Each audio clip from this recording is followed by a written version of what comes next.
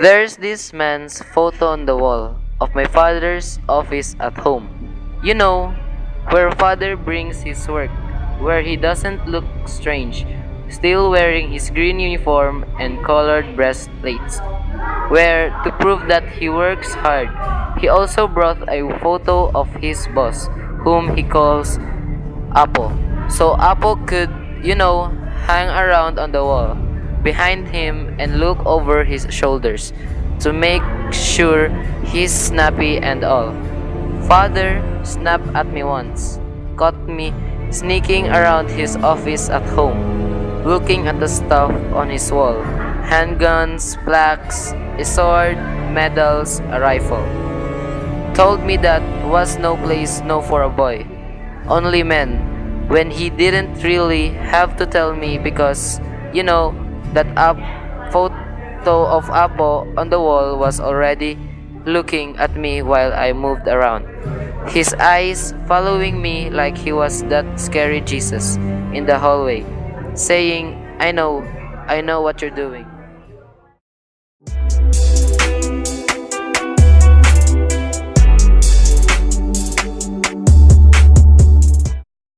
What are you interested Second year about? college ako yata. Pag martial law. Most probably, kasi ang nangyari sa Marawi is invasion eh. Terrorism, ang act at saka yun, rebellion. Kasi yun kay ano talagang rebellion din yun nung nangyari kay kay Marcos at that time. Kasi nga yun NPA is very strong. And then tinatago. Kasi hindi kaya na high-tech tayo. Alam ng kahit mga maliit na bata may mga gadget gano'n noon. Kasi wala, hindi natin alam dito sa baba kung anong nangyayari talaga, tunay nangyari. In fact talaga pala noon malakas ng NPA. Hindi na natin alam noon. Nalaman namin after na ng martial law. Kasi kasama kami sa Manila noon nung may mga kabataan noon na nagpo-protest sila against martial law. Parang madala rin kami, diktador si Marcos.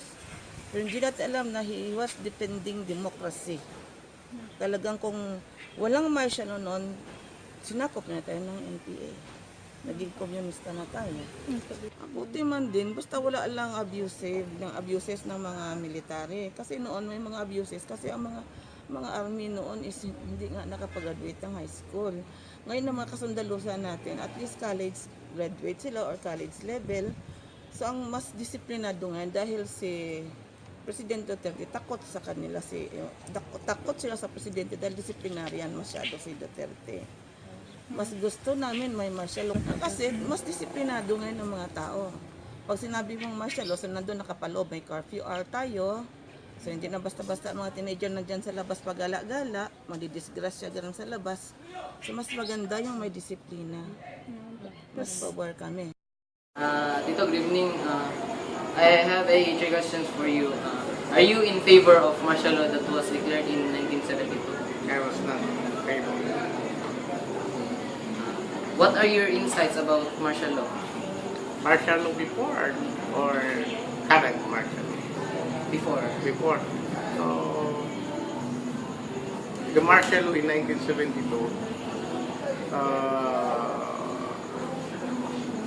the military and PNP are being abusive for their power. That's why I'm not in favor of declaring martial law. During the time of President Marcos, a lot of individuals being arrested without due process of law is being given to them. Nor what we call this warrant of arrest, the habeas corpus was suspended. So I think the rights of the citizens, sovereign people, was being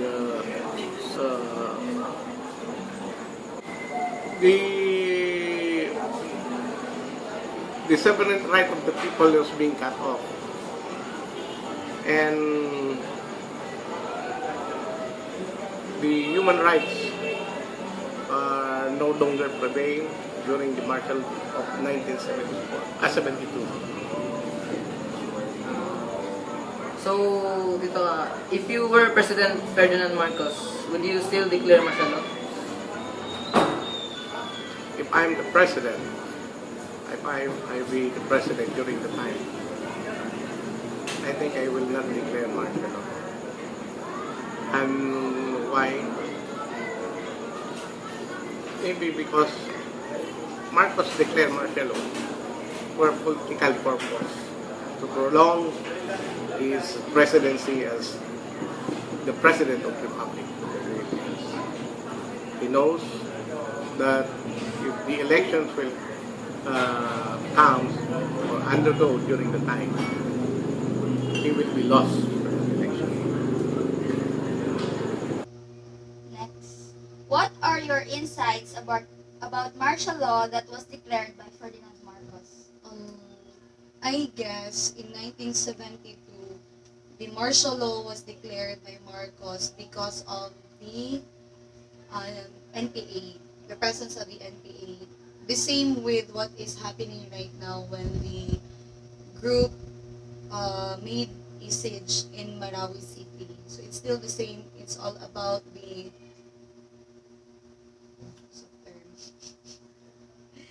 it's all about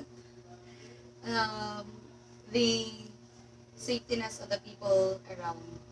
So, if you were the president, Miss, would you do the same thing as Ferdinand Marcos? I guess I will still declare martial law, but perhaps I'll revisit the terms and the terms and the informations inside the proclamation of the martial law order. Thank you, Miss. I have 3 questions for you. Are you in favor of martial law that was declared in 1972? No.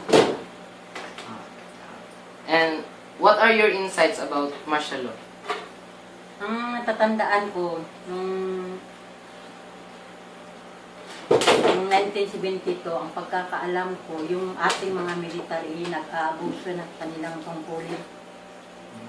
Okay. Last question. If you were President Ferdinand Marcos, would you still declare martial law? No. Why? Kasi nawawala na tayo ng karapatang pangtao dahil sa ating mga militar na nag-aabuso na sila.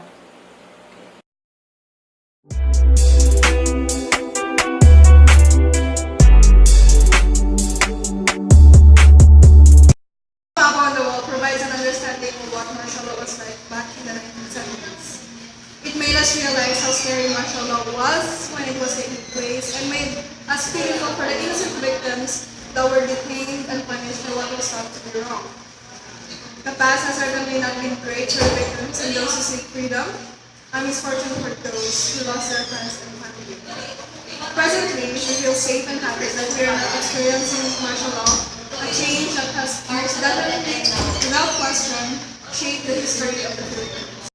During Marcos' time was full of fear, since the military was given complete power over the country. Many stories spread about the citizens being abused and thousands of people gone missing. This reflects on how helpless people must live felt to have their own constitutional rights suspended for so long.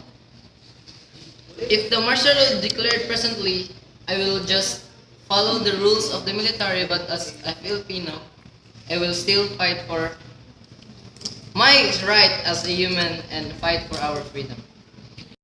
The poem Ako on the Wall tells about what happened when martial law was declared in 1972 by Marcos. It indicates how scary it was to live back then. For all the sufferings and injustice act of the militants, the Filipino people.